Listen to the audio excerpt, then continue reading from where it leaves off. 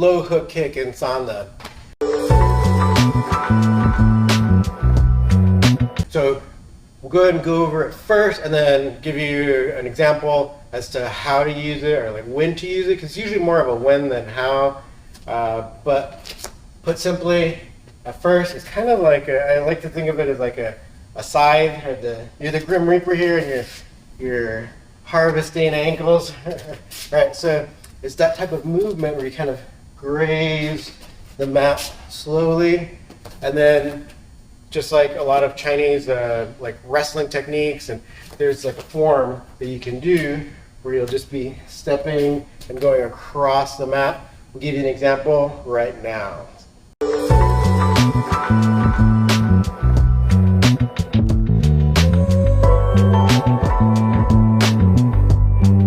You can do that all day, get used to that, right?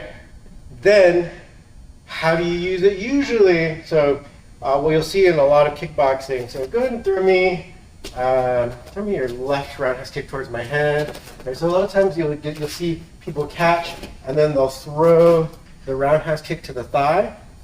Okay, but sometimes you actually now go ahead and throw me the right. Sometimes you'll be a little too close to throw something, or you see how like now we're kind of more chest to chest here, so a roundhouse kick wouldn't really kick out that thigh, right? So if you're here and then you end up kind of coming up even closer, right? Then you can fill up that space and then sweep out that leg, okay?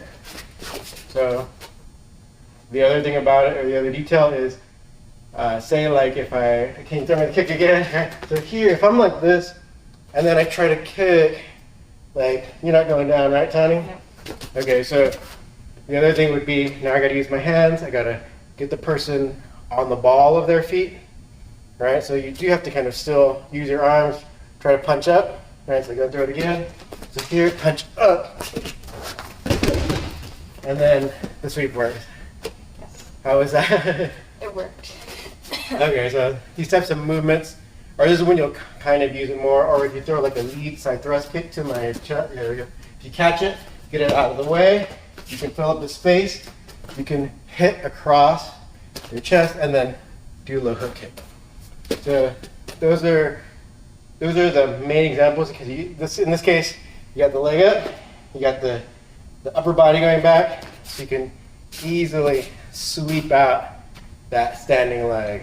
Right? So usually it's like when you're closer, but you have to make sure that you got to get the weight like up on the ball of the feet, so it's easy to just harvest that leg, harvest that ankle.